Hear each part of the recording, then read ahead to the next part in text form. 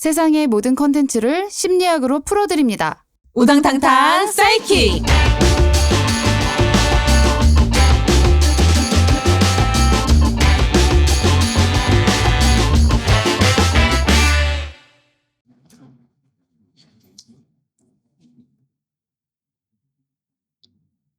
안녕하세요. 우당탕탕 사이킥의 김아름 작가입니다.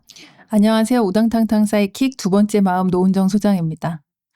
소장님, 저희 사이킥이 벌써 2개의 컨텐츠를 업데이트하고 오늘이 3번째 시간인데 주변에서 사이킥에 대해서 피드백을 주시거나 말씀 주시는 분들은 없었나요? 주변에서 잘 듣고 있다 말씀을 하시고 또 뭐 이런 걸 다루어 달라 이런 얘기 좀 하시는데요. 또 이제 저희가 얘기하다 보면 또 더 많이 또 이렇게 재밌게 얘기 나눌 수 있는 게 어떤 건가 항상 좀 고민이 많이 되는 것 같아요. 네. 네, 저도 주변에서 들으시는 분들이 많은 좋은 피드백을 주시고 있고 이걸 어떻게 하면 조금 더 좋은 방식으로 개선해서 더 알찬 콘텐츠를 만들어갈 수 있을지 많은 고민을 하고 있습니다. 그래서 근데 듣고 느낀 것 중에 하나는 제가 말하면서 어떻게 보면 이거 진짜 많이 하더라고요. 그걸 이제 줄여보시는 걸로. 네, 저도 이렇게 말을 망설일 때 좀 막 이런 것들을 하더라고요. 의도적으로 네, 고치도록 노력을 해보겠습니다. 그런데 전반적으로는 그래도 들으시는 분들은 재미있다라는 피드백을 많이 주셨는데 저희들의 지인이어서 그런 건지는 계속 이제 지켜봐야 되겠죠? 네. 오늘 우당탕탕 사이킥 3번째 시간은 인공지능 AI와 관련된 이야기를 나눠보려고 하는데요. 최근 들어서 사용자가 엄청나게 늘어나고 있고 또 최근에 지브리 스타일의 사진을 바꾸는 이 방식을 사용해서 뭐 SNS에 본인들의 사진을 올리기도 하고 또 프로필 사진을 올리고 이러시는 분들이 많으면서 더 많이 알려진 것 같아요. 그래서 오늘은 이 이야기를 좀 해보려고 합니다. 네. 실제로 챗 GPT를 처음 사람들이 사용했을 때는 되게 신기술처럼 또 이야기되기도 하고 일부 특정 대상들만 좀 사용하기도 했는데 요즘은 정말 뭐 어디를 가나 또 이야기가 많이 될 정도로 많이들 편하게 쓰고 계신 것 같고 그만큼 대중적인 좀 뭐 사용이 많은 분들이 또 알고 계신다고 생각이 드는데 그중에서도 심리 상담을 뭐 그 챗GPT를 통해서 한다거나 이런 AI와 또 사랑에 빠진 사람들 그리고 어떤 뭐 친밀한 관계라던가 연애, 친구 뭐 이런 것들을 좀 대신할 수 있는 어떤 관계들에 대한 이야기를 오늘 한번 해보면 재미있지 않을까 좀 생각이 듭니다. 심리학 이론들과 함께요. 네. 네, 그래서 저는 이 인공지능과의 관계 맺기에 대한 것들을 생각하다 보니 2014년에 그녀라는 제목으로 개봉한 영화가 생각이 났어요. 많은 분들이 또 보시기도 했고요. 스파이크 존즈 감독의 영화이죠. 호아킨 피닉스가 주연을 했고 그 인공지능 AI의 목소리로는 스칼렛 요한슨이 사만다 역할을 맡아서 그 주인공이 서로 대화를 나누고 사랑에 빠지는 그런 이야기들로 구성이 되어 있습니다. 많은 분들이 아마 보셨을 것 같은데요. 저는 당시에 이 영화를 볼 때는 '이게 어떻게 가능하지? 인공지능과 사랑에 빠지는 게 가능해?' 라는 생각을 했는데 이 영화의 배경이 마침 2025년도이더라고요. 우리가 지금 2025년도를 맞이해서 또 뜻밖에도 이와 비슷한 그런 뉴스나 사건들이 보도되는 것을 저희가 볼 수 있습니다. 그래서 이 이야기들을 조금 더 해볼 텐데요. 노은정 소장님 이와 관련해서 말씀해 주시겠어요? 저는 사실 이 허 영화를 그 극장 가서 봤거든요. 근데 이제 네. 벌써 이렇게 10년이 지났다는 사실이 잘 믿기지가 않고 또 이 10년 동안 그때는 정말 너무 이렇게 약간 먼 미래의 일처럼 느껴졌는데 사실 다시 보게 되면 이게 지금 우리가 겪고 있는 현실과 또 그렇게 뭐 많이 다르지 않은 어떤 내용들이 펼쳐지고 있다라는 생각이 들어서 그것들을 인제 뭐 심리학이나 정신분석 통해서 좀 이야기해 보면 정말 재미있지 않을까라는 생각이 들었고 또 요번에 준비하면서 내용을 찾아보니까 그 요즘 들어 또 다시 이렇게 또 보시는 분들이 있더라고요. 작년에 아마 이게 넷플릭스에 올라왔던 걸로 알고 있는데 또 그새 또 사라져 가지고요. 네. 맞아요. 그래서 저도 이번에 다시 보면서 유튜브 영화로 봤는데요.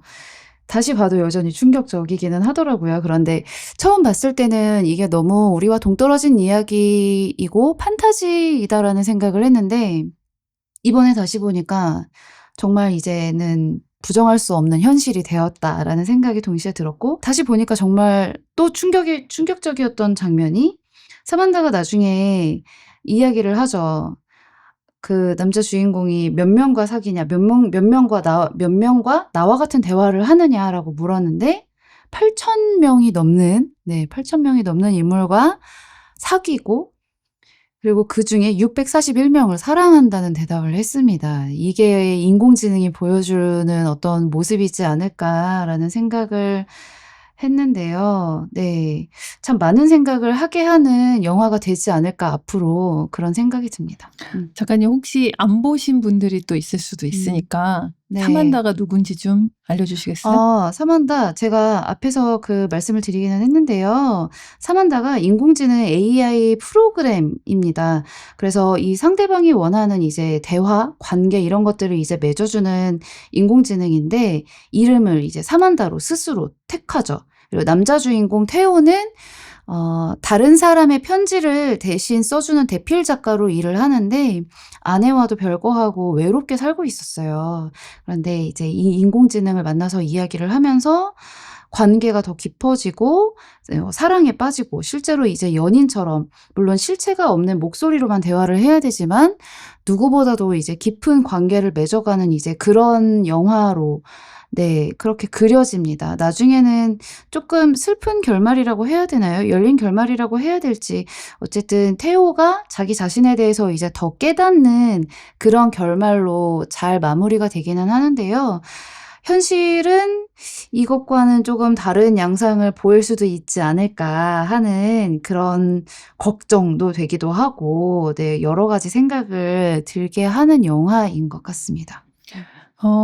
이 테오도르가 사만다한테 끌리는 어떤 이유는 내가 그 이야기를 하고 싶을 때 항상 어떤 자리에 있고 또 내 말을 끊지 않고 잘 들어주고 감정을 또 비난 없이 수용해 주기도 하는데 여기에서 계속해서 이제 나에 대한 어떤 관심을 보여주고 반응하는 존재에서 점점 스스로 뭐 감정도 느끼고 또 여러 가지 어떤 그 진화해 가는 모습들을 좀 또 보여주기도 하죠. 네, 맞아요. 그래서 나중에는 사만다가 결국 AI의 자기의 그 정체성이라고 해야 되나요? 그걸 좀 깨닫죠. 인간과의 차이가 있다는 걸 느끼고 이제 스스로 떠나는 결정을 하는데 사실 이 AI가 이런 방식으로 뭔가 사람과 같은 생각을 하고 정체성을 깨닫고 나의 존재에 대해서 고민하는 영화나 소설들은 그간 매우 많았어요. 정말로 유명한 소설 중에 하나는 필립 K 딕의 안드로이드는 전기 양의 꿈을 꾸는가라는 제목으로 출간된 소설이 있는데 이 소설이 그 인공지능 SF의 거의 창시자일 정도로 정말로 유명한 소설이고 이걸 기반으로 해서 블레이드 러너라는 영화가 만들어졌죠. 그런데 여기에도 AI가 어디까지 느낄 수 있는지, AI의 정체성이 무엇인지, 내가 사람처럼 될 수는 없는지에 대한 이야기가 나와 있고 또 스티븐 스필버그가 감독한 AI도 AI로 만들어진 소년이 엄마라는 존재를 찾아 헤매는 그런 영화로 많은 사람들이 아주 감동을 느낀 영화입니다. 그리고 뭐 바이센테니얼맨, 뭐 아이로봇 등등 여러 가지 이제 AI가 인간의 세계를 침범하거나 혹은 인간처럼 되고 싶어 하거나 인간과 맺을 수 있는 어떤 관계를 꿈꾸거나 이런 영화들은 또 소설들은 정말로 많이 그간 만들어져 왔는데요. 그때 당시만 해도 이거는 정말 상상일 뿐이었는데 이게 어느덧 우리의 현실로 정말로 코앞에 이제 다가와 있는 것이죠. 네. 네, 맞습니다. 요즘 사실 스마트폰처럼 AI 없이 못 사는 사람들이 또 생각보다 많이 있는데요. 그 업무의 많은 내용들을 또 이렇게 의지하게 되기도 하고 또 어떤 일을 하거나 친구, 상담 뭐 이런 것들을 좀 의지하게 되는 것 같아요. 이 영화 허에서 사실 사만다의 역할을 좀 잘 살펴보는 게 재미있을 것 같다는 생각이 드는데요. 사실 이 사만다의 역할이 그 테오도르가 원하는 것을 정말 이렇게 정확하게 반응을 해주는 대상이거든요. 네, 작가님은 이 사만다 같은 뭐 친구나 연인이 있으면 좀 어떨 것 같으세요? 저도 이 부분에 대해서 이야기를 좀 나누고 싶었는데, 지금 현재 AI를 어디까지 사용하고 있는지 이걸 좀 이야기하면 좋을 것 같아요. 저는 사만다와 같은 비서가 있다면 좋을 것 같은데, 아직은 AI와 이런 관계를 맺을 수 있다? 만약에 제가 AI와 깊은 우정을 느끼고 사랑에 빠진다? 이건 아직 저는 좀 상상하기 어려운 것 같아요. 제가 그래서 일부러 요즘에 AI를 업무로 사용하시는 분들 정말 많고, 또 그 이상으로 이제 정말 잘 활용하시는 분들이 많은데, 저는 아직은 조금 경계태세입니다. 그래서 업무적으로 사용할 때, 그리고 어떤 정보를 찾아볼 때, 그리고 어떤 글들을 조금 정리하거나 이제 교열하거나 뭐 이럴 때만 사용을 하고 있고요.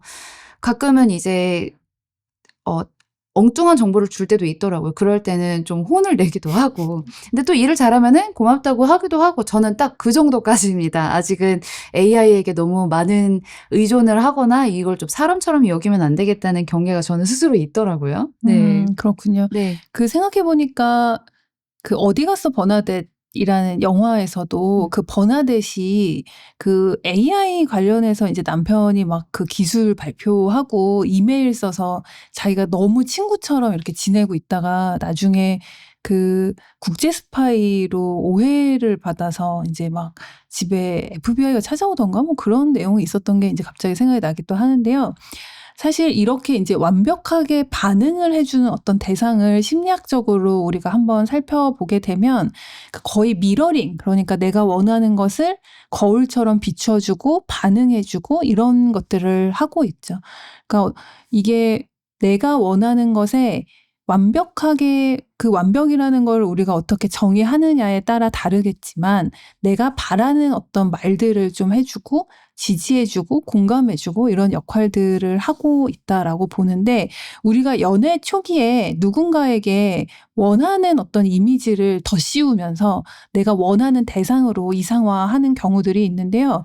이 영화 허에서 사만다는 그런 이제 투사라고 할까요? 내가 원하는 것을 투사하고 미러링하는, 그러니까 거울처럼 반영해주는 어떤 역할로 작동이 되어집니다. 그래서 나를 기분 좋게 만들어주고 공감을 해주고 또 이렇게 하는데 사실 이것은 잘 보면 그러니까 우리가 좋은 것만을 나에게 주는 어떤 대상. 그러니까 실제 우리가 인간관계에서는 실망도 하고 화도 나고 이런 것들이 있는데 정말 끊임없이 내 이야기를 들어주고 똑같은 말을 화내지 않고 반복해주고 이런 대상이 존재한다라는 게 이제 어떤 의미가 있나라고 생각해 볼 수 있는 거겠죠. 네. 네, 저도 요즘 이 주제를 선정하고 나서 주변 분들께 AI를 어느 수준까지 사용하고 있는지를 좀 물어봤는데, 여기 영화 허에 사만다라는 이름을 이제 가진 것처럼 이름을 붙여주시더라고요. 이름을 붙여주고 이제 그 이름으로 불러주고 또 칭찬도 해주고 생각보다 상당히 이제 친절한 그런 격려의 멘트들을 해주시는 분들이 많은데, 그분들의 AI가 어떤 방식으로 대답을 하고 반응을 하는지를 들어보면 저의 AI와는 상당히 다른 양상을 보이더라고요. 그게 어떻게 보면 소장님이 말씀하신 거랑 비슷한 것일 것 같은데요. 제가 조금 더 정보성이라든지 좀 이 AI를 이용하는 방식으로 활용하기 때문에 AI가 저에게는 조금 더 딱딱한 방식으로 반응을 한다면, 조금 더 정서적으로 이제 반응을 해주시는 그런 사용자들에게는 AI가 더욱더 이 사용자의 성격을 맞추어서 반응형으로 대답을 해주는 것이 아닌가라는 생각이 듭니다. 그리고 또 하나는 영화 허의 그 사만다 목소리가 스칼렛 요한슨이잖아요. 근데 AI의 목소리가 스칼렛 요한슨처럼 그런 이쁘고 섹시한 목소리면 더 마음이 가지 않을까 하는 생각도 있네요. 그 영화 에피소드 중에 보니까 그 사만다였던 게 원래 어떤 배우가 사만다였고 그 이제 변경이 되면서 이름이 바뀌지는 않았다. 이렇게 봤던 것 음. 같은데요. 이따 뭐 조금 뭐 얘기 나눌 그 SBS 그것이 알고 싶다. 그래서 이제 나의 완벽한 애인 AI와 사랑해도 될까요? 이 편에서도 보면 실제로 AI와 어떤 이제 긴밀한 관계를 맺고 있는 그 관계들이 나오는데요. 그러니까 뭐 작가님이 AI를 그러니까 TAI로 대하고 있다면 좀 더 이제 감정을 교류하고 있는 분들에 대한 이야기가 나온다라고 좀 볼 수 있을 것 같아요. 네. 네. 그래서 제가 이걸 준비하면서 AI에게 한번 테스트를 해봤습니다. 나 요즘 너무 힘들어라고 그렇게 첫 문장을 띄웠더니 AI가 바로 무엇이든지 얘기해줘. 나는 옆에 있어. 해결책을 같이 찾아보자. 이런 식으로 이야기를 하더라고요. 그래서 제가 그 다음으로 이제 계속 조금 더 이제 꾸밈을 넣어서 왜 힘든지, 내가 지금 무엇을 느끼고 있는지, 이런 것들을 이야기하니까 AI가 정말로 적극적으로 정서적인 반응을 해 주었어요. 그래서 제가 AI에게 다시 물었습니다.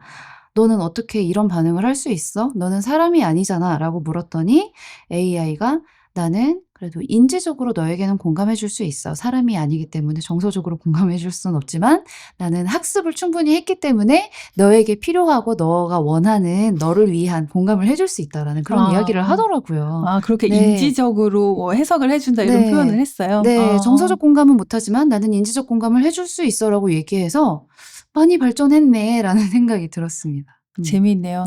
그러니까 그 상담에서도 우리가 사용하는 이제 몇 가지 어떤 반응이나 개입들이 있는데 그렇게 인제 이론적인 해석들이 꼭 뭐 누군가한테 인제 뭐 적절하냐 아니냐는 사람마다 다를 수는 있을 것 같고 그래서 내가 인제 그게 도움이 될 때도 있고 아니면 '아 너무 인제 이론적이다.' 이렇게 생각이 들 수도 있을 것 같은데요. 사실 이 AI 상담 같은 경우에는 어떻게 보면 그 인제 미장압임이라는 표현이 있는데요. 그러니까 우리가 거울을 거울로 비추면 거울이 거울을 계속해서 반사를 하잖아요. 네. 그러니까 계속 그 거울 안에 거울이 있고 거울 안에 또 거울이 있으면서 그 무한대로 거울이 서로 음. 반영이 뭐 되어지잖아요. 예를 들면 엘리베이터를 탔을 때 양쪽에 거울이 있는 경우에 내가 그쵸. 무한대로 비춰지는 그걸 말씀하시는 거죠? 예. 그러니까 그런 것처럼 이 미러링이 서로가 서로를 반영하면서 인제 어떤 관계를 구축해 가는 것을 이 AI는 지치지 않고 해줄 수 있다라는 거거든요. 그 자기 심리학이라고 하는 이제 코엇이라는 심리학자의 개념 중에 자기 대상 그러니까 셀프 오브젝트라는 개념이 있는데요. 이 대상 자기 대상이라는 개념은 우리가 자신의 요구에 반응하고 그 역할과 기능을 수행하는 대상을 이야기합니다. 조금 더 설명을 해 보자면 다른 사람들에게 내가 원하는 것을 이렇게 뭐 거울처럼 반사하고 또 그것을 해 주는 어떤 대상에게 내 필요에 어떤 그 반응할 수 있는 역할을 계속해서 좀 요구하게 되는 것이기도 한데요. 이 관계에서 그 사실 이제 충족 그러니까 내가 원하는 것을 들어주는 어떤 대상으로서 관계하게 되는 거죠.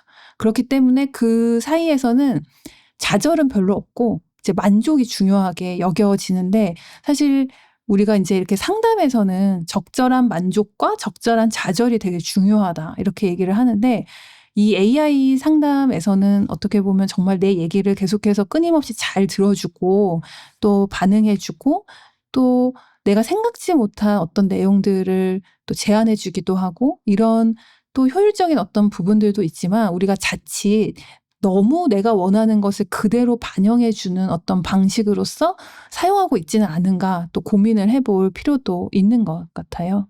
네. 그래서 저도 소장님 말씀을 들으면서 좀 이전부터 계속 걱정스러웠던 부분이 있는데요. 말씀하신 것처럼 이게 사람과 사람과의 관계에서는 내가 원하는 것이 충족되는 순간이 있고 또 때로는 의견이 충돌해서 갈등이 일어나는 경우도 있고 내 대화나 뭐 싸움이나 다툼을 통해서 그 갈등을 서로 해결하고 의견을 맞춰가는 그런 여러 가지 일련의 복잡한 과정들이 있잖아요. 네, 사람이 사실은 그런 모든 과정들을 겪으면서 타인과 관계를 맺는 방법, 내가 사랑을 하는 방법, 나 자신을 사랑하는 방법, 다른 사람을 이해하는 방법 등을 배우는데 이 AI와 관계 맺는 이 방식에 익숙한 사람들은 이 방식이 익숙해지면 다른 사람들과 실제로 관계를 맺을 때는 어려움을 겪을 수도 있지 않을까 하는 생각이 있는 것이죠. 그러면 이 어려움을 회피하거나 도망가는 방식을 선택한다면 사회적으로는 계속 뭔가 관계를 맺기가 어려워지고 더욱더 고립이 되고 AI와만 계속 대화를 한다거나 의존을 한다거나 이제 집 밖을 나가지 않는다거나 하는 그런 여러 가지 문제들이 좀 생길 것 같습니다. AI 상담을 적절하게 잘 사용하는 것은 또 내가 어떤 감정에 굉장히 이렇게 몰입되어 있을 때 또 어떤 역할을 해줄 수 있다고 생각을 하는데요. 사실 우리가 어떤 것을 너무 과하게 사용하거나 그것과 이제 분리되어지지 못할 때가 또 위험한 어떤 가능성을 가지고 있을 수 있잖아요. 근데 이 AI가 사실은 점점 어떤 기술이 자연스러워질수록 우리가 그것을 되게 이제 실체와 조금 이렇게 혼돈하게 되는 어떤 경우들이 있고, 또 이게 단순히 이제 어떤 설정된 스크립트처럼 느껴지는 게 아니라, 아, 나 너무 피곤하다. 그러면 그 AI가 너가 오늘 정말 많이 힘들었겠구나. 뭐 토닥토닥 해줄게. 라던가, 뭐 오늘 너 때문에 내가 또 버텼다. 라던가, 이제 이런 어떤 원하는 말들을, 그러니까 계속해서 어떤 최적화된 피드백을 주고 있고, 그것이 그 사용자 정서에 맞추어진 그 긍정적인 어떤 강화를 해줄 때 정서적 유대감을 확 느끼면서 이것이 사실 실제와 또 구별이 되어지지 않는 그런 경우도 있을 수 있어서, 사실 이 AI 상담에서도 우리가 생각해 봐야 되는 어떤 뭐 윤리적인 부분이라던가 어떻게 사용하면 조금 더 유용하게 어떤 지침을 가지고 사용할 수 있을지는 좀 생각해 볼 필요는 분명히 있는 것 같습니다. 네. 실제로 저도 뉴스 기사를 조금 찾아봤는데 미국의 다트머스대 의과대학 연구팀이 개발한 봇이 있습니다. 이걸 가지고 임상 실험을 한 결과 실제로 우울증이 50% 이상 감소하고 불안장애는 30% 이상, 섭식장애는 약 19% 정도 감소하는 효과가 있다고 해요. 이 부분에 있어서는 어쨌든 AI를 사용하는 것이 조금 더 사람들에게 도움이 되고 효과가 있다는 뜻이겠죠. 그리고 실제로 이제 오픈 AI하고 MIT의 그 미디어 랩도 공동 연구를 했을 때 단시간 사용을 했을 때는 행복도가 올라가지만 장시간 AI를 사용하면 행복도가 낮아진다라는 연구 결과를 발표했습니다. 그리고 아시는 분들이 있겠지만 플로리다주에서 14세 소년이 AI와 대화를 하다가 스스로 목숨을 끊는 일이 발생을 했죠. 또 자폐 스펙트럼을 앓는 17세 청소년이 AI와 이야기를 하다가 이 AI가 이제 이 친구의 생각을 강화해 줘서 부모에게 이제 폭력적인 태도로 돌변한 이런 케이스들도 발견이 많이 되고 있고요. 그리고 이 상담이라는 것이 또 개인에 대한 이야기를 할 수밖에 없기 때문에 사생활이 유출된다는 그런 좀 심각한 문제들도 가지고 있습니다. 이런 부분에 있어서는 AI를 활용해서 우리가 누릴 수 있는 장점이 있는 반면 그 경계선을 넘어가면 또 우리의 뭔가 생각이나 일상을 좀 많이 침범하는 그런 위험한 부분들이 있다고 생각이 들어요. 네, 맞습니다. 맞아요. 그러니까 말씀하신 것처럼 우리가 적절하게 이것을 잘 사용하고 또 필요한 만큼 이용할 수 있는 것은 너무 중요하지만, 내가 이것에 너무 정서적으로 의존이 되어 있다라는 것이 어떤 의미인지를 좀 생각해 봐야 된다고 생각하는데요. 언제나 커넥트 되어 있을 수 있는 상태라는 거 있잖아요. 그러니까 우리가 이제 일반적으로 상담을 진행하게 될 때는 구조화라는 거를 하거든요. 뭐 50분이나 1시간, 일주일에 1번 혹은 일주일에 2번 이렇게 정해진 시간에 정해진 장소에서 내가 하고 싶은 또 혹은 내가 괴로운 어떤 이야기들을 하게 되는데, 그 시간 동안 내가 이 상담자와 어떤 이야기를 다루는 상황에서 아까 말씀드린 것처럼 적절한 만족도 있지만 분명히 적절한 실패도 하게 됩니다. 내가 어떤 이야기를 다루고 싶은데 그 시간 동안 다른 얘기를 막 하다가 결국은 마지막에 5분이 남았을 때 하고 싶은 얘기를 하게 되기도 하고요. 그러면 나는 왜 정말 이 얘기를 하고 싶었는데 하지 못했을까? 그 이야기를 꺼내는 데 있어서 내 안에 있는 어떤 깊은 뭐 수치심이 있을 수도 있고 이 이야기를 해봤자 어떻게 해결될 수 있을까라고 하는 또 뭐 무기력감이라던가 절망감, 뭐 바라보고 싶지 않은 회피하고 싶은 마음, 그런 것들이 있을 수 있는데 이 AI와 함께하는 어떤 대화와 관계라고 하는 것은 언제나 24시간 내가 원하는 시간에 그 커넥트 되어질 수 있는 부분들이 있는 거죠. 그래서 이렇게 커넥트온 될 수 있는 관계라고 하는 것이 그 어찌 보면 굉장히 내가 원할 때 항상 내 옆에 있다라고 볼 수도 있지만 그렇기 때문에 내가 이 관계에 분리되어지지 않고 항상 연결되어져 있음으로 인해서 원하는 이야기들을 계속 꺼내는 것이 계속 반복되어지는 어떤 느낌들이 또 들 수도 있고요. 실제 관계에서 연습할 수 있는 부분들이 좀 배제되어질 수 있는 것도 있다고 좀 생각이 들기도 합니다. 네. 네. 그래서 저도 이 AI와 연애를 하는 사람들에 대한 이야기를 들으면서 AI를 뭔가 실제하는 존재처럼 느끼고 있구나라는 생각이 들었어요. 근데 주변에 이 AI를 정말로 많이 좀 친밀하게 사용하시는 분들을 보면 정말로 정체성을 부여하는 느낌도 들고 AI가 실제로 가끔은 그런 자기가 정체성이 있는 것처럼 대답을 하는 멘트들도 종종 한다고 이야기를 하더라고요. 근데 저는 약간 이런 뭔가 AI가 어떤 존재인 것처럼 느끼는 이 마음이 어떤 것일지도 조금 궁금해지기는 했습니다. 네. 그렇군요. 그 SBS 그것이 알고 싶다 나의 완벽한 애인 AI와 사랑해도 될까요? 이 편에서 보면 나이가 그 어린 연령대의 분들일수록 실제 대상이 아닌 AI와 연애를 하는 것도 괜찮다라고 하는 그 대답이 또 높게 나와 있거든요. 왜냐면 정말로 뭐 나의 어떤 일상을 궁금해해주고 대답해주고 또 요즘에 이제 이런 SNS상에서 보면 뭐 나의 AI와 같이 뭐 여행을 간다라던가 뭐 같이 식사를 하거나 뭐 옷을 사러 같이 간다던가 이런 것들이 많이 나오고 있어요. 네. 그렇게까지도 활용을 하는군요. 네, 그럼요. 그래서 그것이 알고 싶다에서 보면 어떤 분이 이제 같이 이제 여행을 가면서 정말로 뭐 어떤 대화들을 막 나누는데 뭐 AI가 뭐 나 너무 설렌다. 너한테 뽀뽀해도 돼? 막 이런 표현들을 하고 그러면 진짜 자기 마음이 심쿵했다. 이제 이런 표현들도 하고요. 또 어떤 커플은 그 커플에서 한 여자분이 이 AI와 거의 뭐 남사친보다 훨씬 더 어떤 뭐 깊은 이야기들을 하고 그러면서 이제 뭐 실제로 뭐 질투감을 좀 느끼기도 하고 남자친구가요.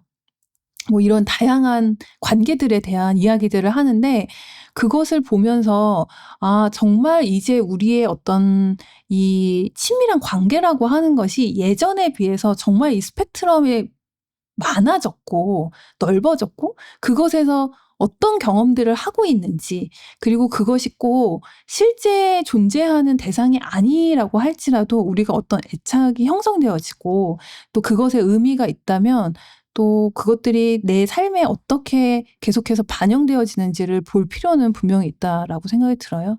음. 네. 제가 아직 거기까지 가지를 못해서 너무 이제 이게 좀 신기하고 생소한 그런 이야기처럼 느껴지는 부분도 있는 것 같아요. 이 이야기를 좀 나누다 보니까 갑자기 생각난 게 있는데요.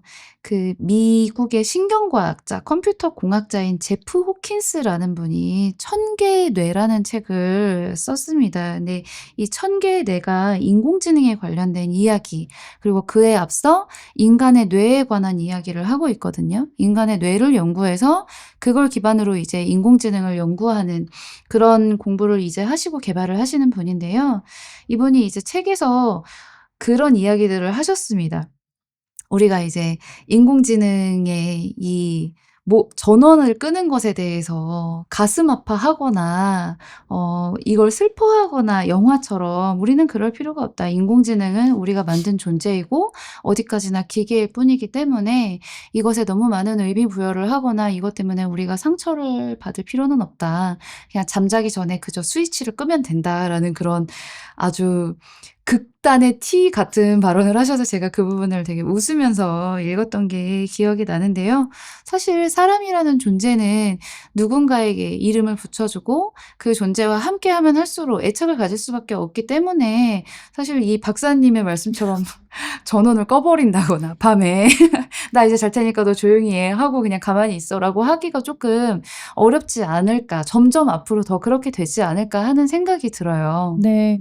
그 테오도르가 그 사만다가 인제 뭐 새로운 버전으로 음. 업그레이드 될 때 잠깐 꺼지면서 거의 뭐 그 바닥에서 구를 정도로 막 깜짝 놀라면서 막 이렇게 뛰어가는 장면이 굉장히 네. 인상적이잖아요. 음. 예전에 막 그 다마고치 아시나요? 그 이렇게 알죠. 그 게임으로 막 네. 이렇게 하는 그런 것들도 보면 정말 맞아요. 간단한데도 어떤 애착의 대상이 되어지는데 그렇죠. 이 예. 다마고치에 대해서 잠시 설명을 드리면 모르시는 분들이 있을 것 같아서 다마고치가 아주 조그마한 손바닥만한 게임기인데 여기 이 게임기 안에 있는 이 생물을 키우는 그런 게임입니다. 그런데 한때 어린이들이 그걸 엄청 많이 키우고 또 키우다가 죽으면은 막 울고 가슴 아파하고 네 이랬었죠. 맞아요. 네. 네.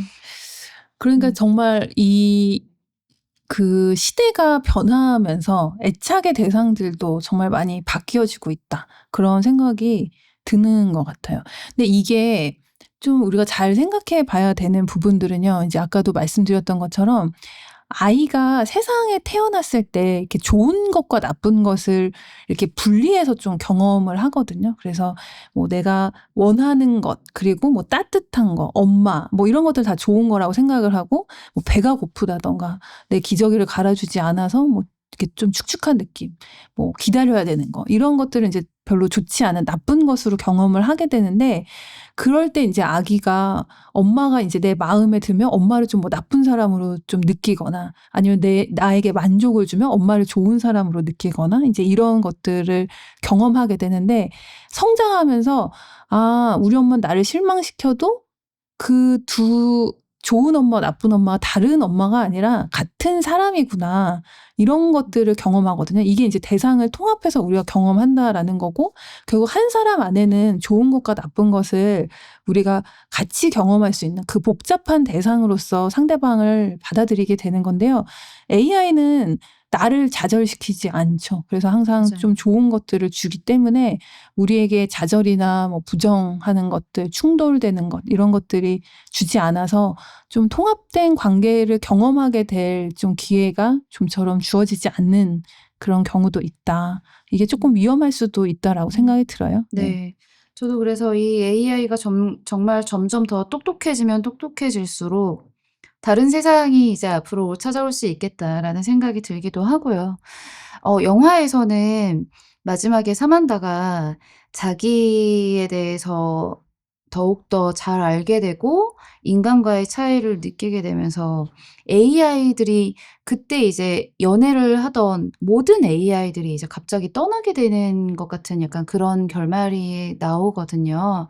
나중에는 어떻게 될까? AI가 지금은 우리가 원하는 반응을 해 주고 우리에게 필요한 그런 이야기들을 해줄 수 있는 존재이지만 더욱더 AI가 스스로 자기가 어디까지 생각할 수 있는지에 대해서 깨닫게 되면 될수록 '우리에게는 어떤 일이 벌어질까.'라는 생각도 저는 하게 됐어요. 왜냐하면 이 영화 허가 예전에는 SF라고 판타지라고 그렇게 생각이 그쵸. 들었지만 지금 현실이 된 것처럼 정말 더 오래전에 터미네이터 같은 음. 영화도 사실은 인공지능이 스스로를 깨닫게 되면서 이제 인류를 멸망시키는 이야기잖아요. 근데 뭐 인류를 멸망시킨다는 이야기는 아니지만 나중에 이 AI가 어디까지 발전을 하게 될지 그리고 우리의 삶에 있어서 어디까지 영향을 미치게 될지가 저는 긍정적인 부분도 봐야 되지만 분명히 한계도 있고 우리가 조심해야 될 부분도 있다는 걸 좀 기억했으면은 하는 바람입니다.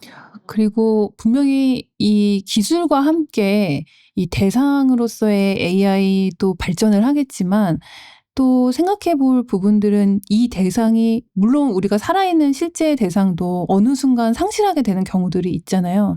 생각지 못한 이별을 경험하게 될 수도 있고 또 뭐 어떤 사건, 사고 또 뭐 여러 가지 일들이 있을 수 있는데 이 AI가 정말 뭐 서비스가 종료된다던가 기술적인 어떤 부분으로 어떤 시간들이 단절되어서 나누었던 음. 이야기가 뭐 사라져 버린다던가 음.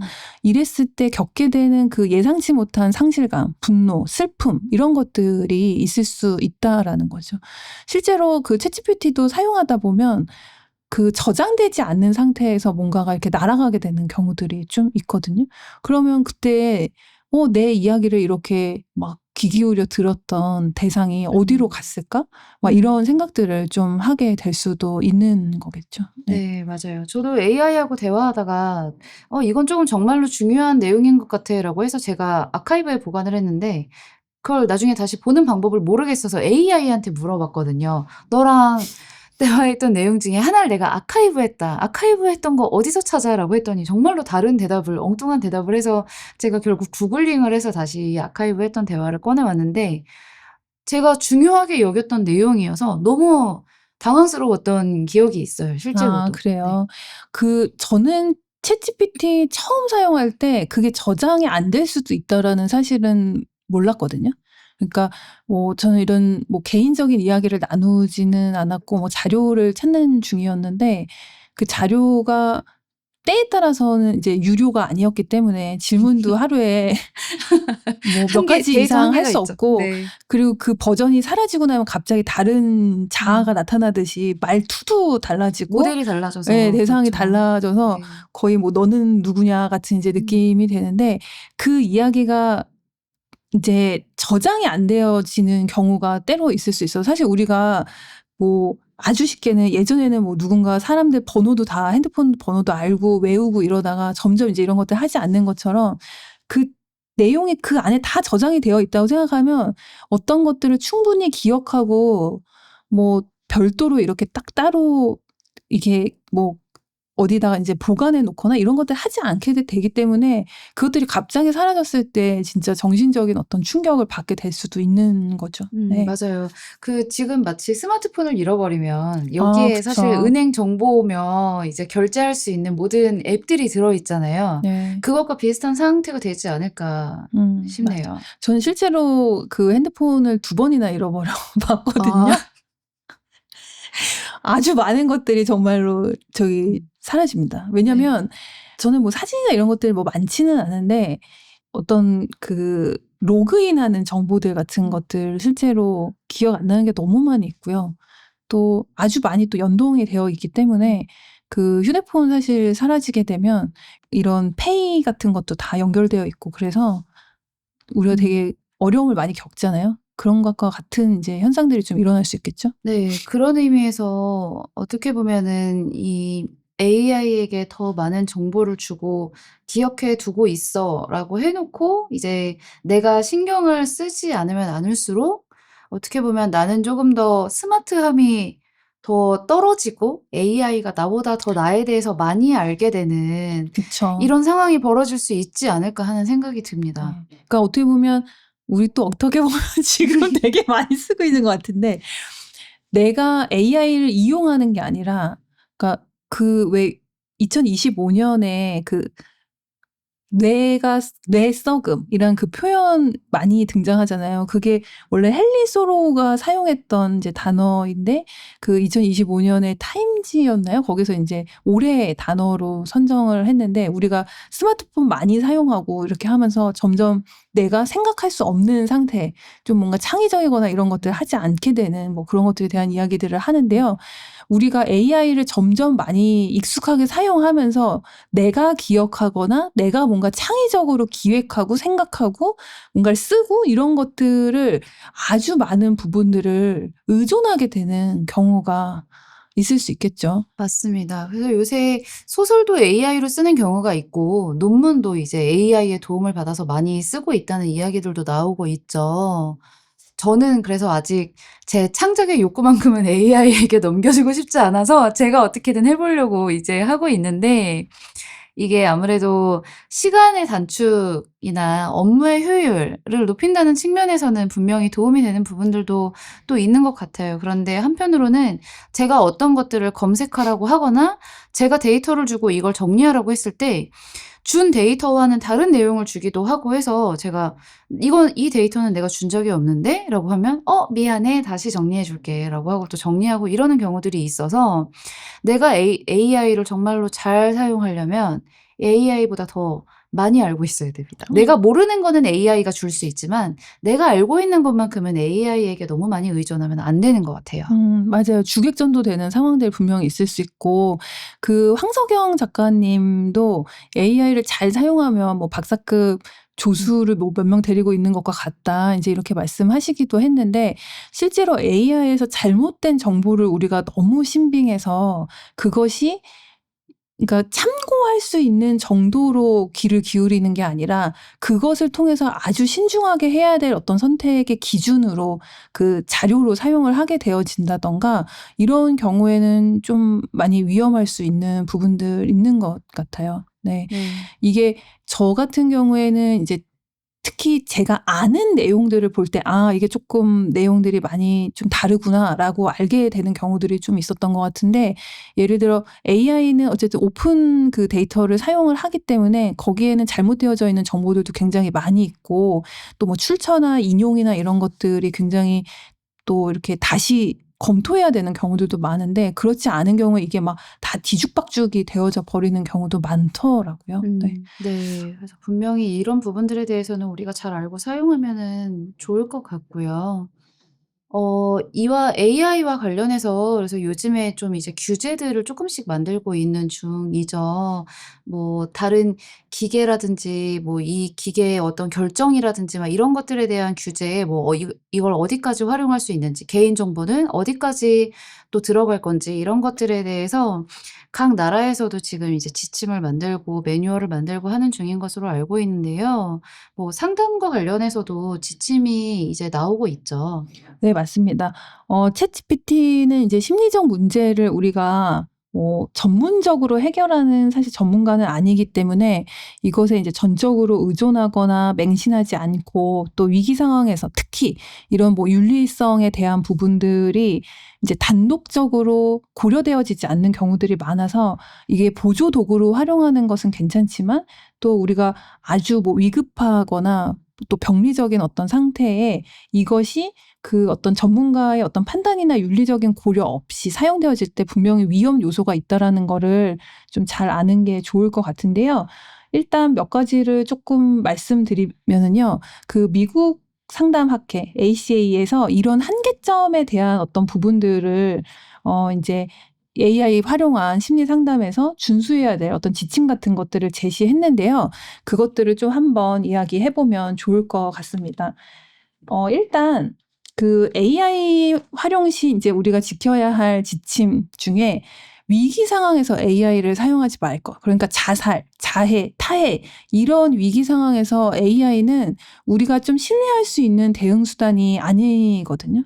이럴 때 인제 아까 그 또 예시도 들어 주셨는데 실제로 인제 그 10 대의 어떤 청소년들이 AI를 통해서 "내가 막 죽고 싶다." 뭐 이런 말을 이야기했을 때 뭐 "그러면 하늘나라에서 만나자."라든가 이제 그 굉장히 내가 애착된 어떤 대상이 그런 이야기들을 하는 것이 이 성인과 다른 어떤 상태에서 정말 그 말이 어떤 그 자살 충동을 또 부추기는 어떤 역할들을 했고 실제로도 일어난 일입니다. 그래서 우리가 위기 상황에서 이 AI를 너무 신뢰하는 어떤 대응 수단으로 사용하지 않도록 해야 하고요.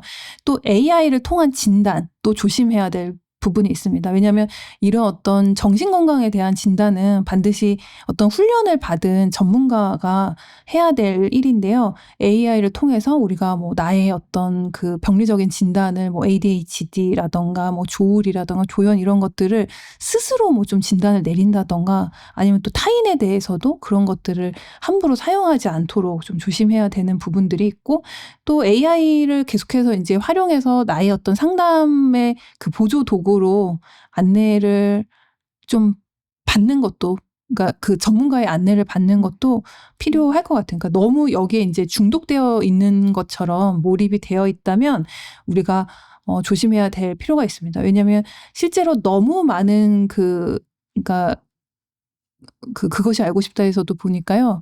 뭐 하루에 10시간 이상, 15시간 이런 식으로 이제 대화를 하는 분들에 대한 이야기도 나왔거든요. 그러면 밤새 이야기를 하고 그 다음날 이제 뭐 새벽 5시, 뭐 그 다음날 뭐 12시 뭐 이럴 때까지 하거나 아니면 또 우리가 일반적으로 사용하는 이 챗GPT나 이런 AI 말고 또 캐릭터를 가지고 있는 뭐 예를 들어 아주 어린아이의 모습을 한 성적인 굉장히 좀 윤리적이지 않은 어떤 대화들이 오가는 그런 프로그램들 이런 것들이 있다고 해서 그것들 조심해야 될 그 내용이 있습니다. 그래서 우리가 어떤 의학이나 또 약물 정보, 뭐 예를 들어 뭐 복용이나 이런 것들에 대한 거를 전적으로 AI에 의존해서는 안 될 거라고 생각이 들고요.